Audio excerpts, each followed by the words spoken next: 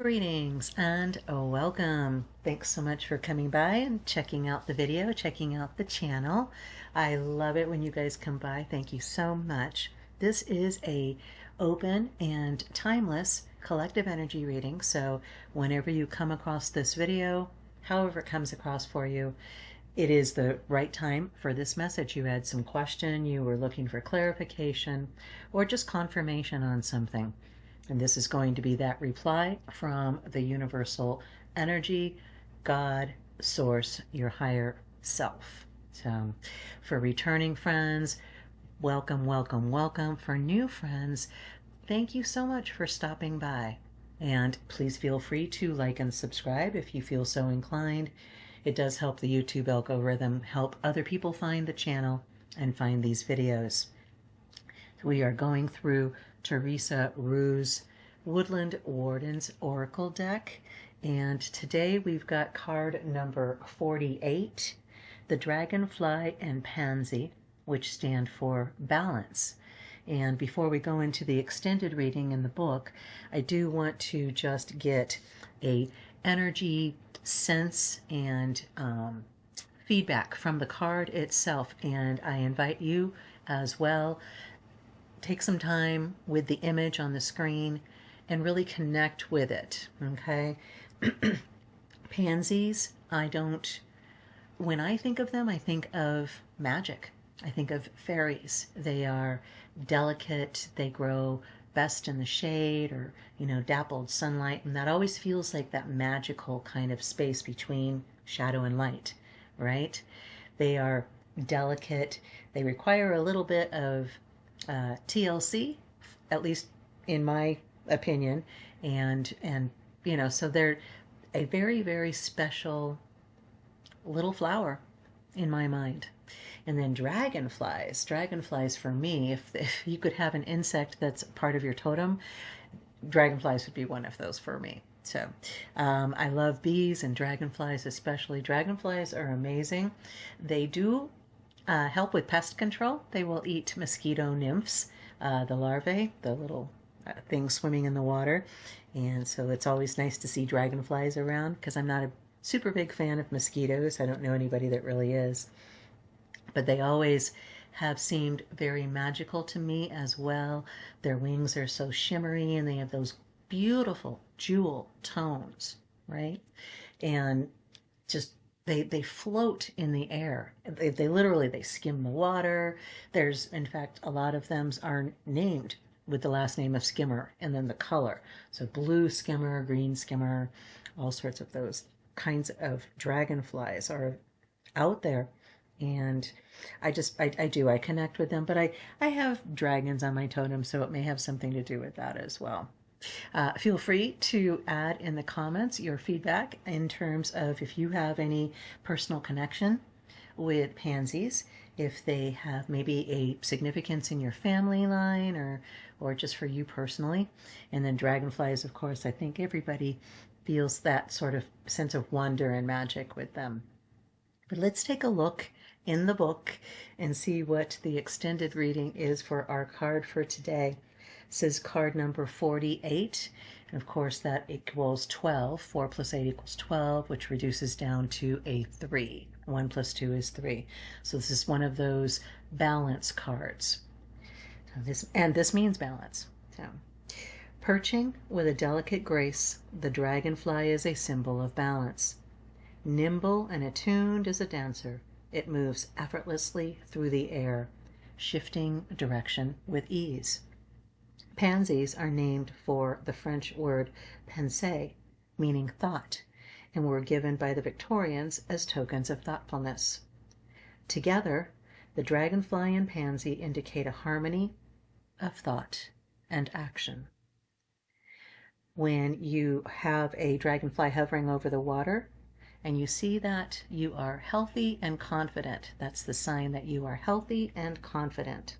Your physical skill is matched by your mental and emotional strength. I love that. So we've got 3 questions at the end here. So if you're taking notes with this is the time to get your journal and pen or your notebook, whatever it is that you take notes with. So the first question is my attention shared among my various interests and endeavors, or do I tend to favor just one? It's kind of a long question.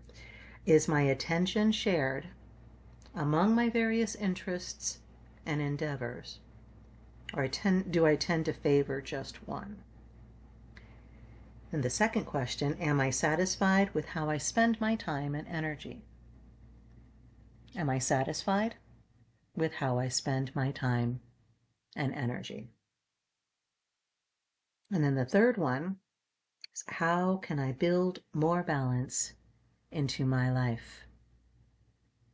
How can I build more balance into my life? All excellent questions.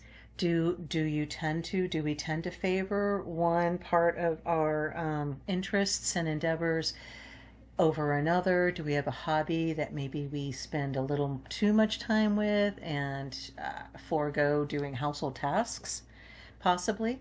Or is there a person that we tend to kind of focus our attention and energy on outside of us, and sort of exclude others? Does that maybe kind of happen?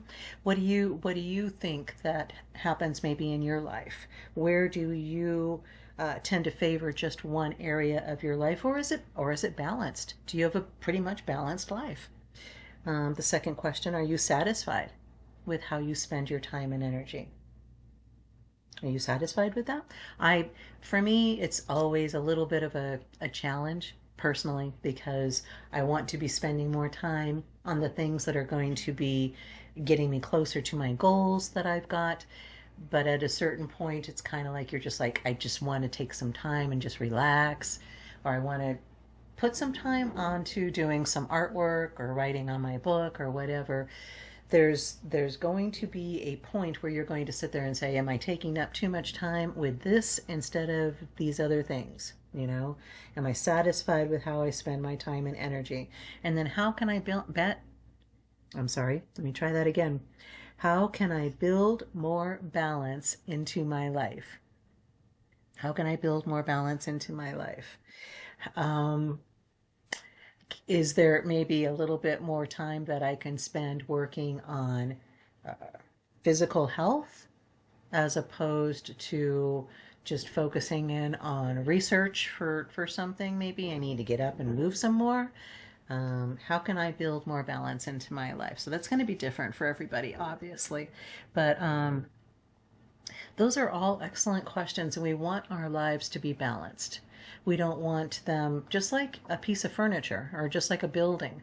If one corner or one part is too much of something over another, it's going to cause the whole thing to go out of balance. Having any area of your life that's out of balance, out of sync, out of the flow, is going to disrupt everything else. So this isn't just a kind of a foo-foo nice little, here's a pretty picture kind of thing. This is serious. We need our lives to be balanced. It's not just a matter of wanting it. We actually have to have it for our survival. So we want to have a balance of physical exercise and mental exercise. We want to be moving back and forth between those poles of polarity and opposites, and finding the place where it balances in the middle, where we can use that balance as a fulcrum to bring some areas up that maybe are a little bit low in our mind, in our opinion, in our life. Various areas that maybe should have a little more attention paid, and some areas maybe a little less. So that's the card that we've got for the day. That's the energy reading. Feel free to share in the comments if there's anything about it, about the reading, that resonated with you. I love getting your comments. You guys are amazing. You are going to have a fantastic day.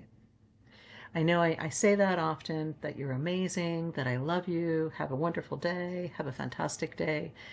These aren't empty words. Anytime I say them, we know what we say creates a energetic vibration that goes out into the quantum reality of our existence. And what I say is going to make a difference in that reality for everybody. So it's very important that I pay attention to what I say and how I say it. So that's another form of balance, is where we need to say something and where we don't, maybe. So with that, I will leave you with that. I do love you. I know you don't think that is true because we haven't met in person, but our higher selves are constantly in communication with each other, and they never stop loving. They never stop loving. So I love you. Have the most amazing, fantastic day, and ciao for now.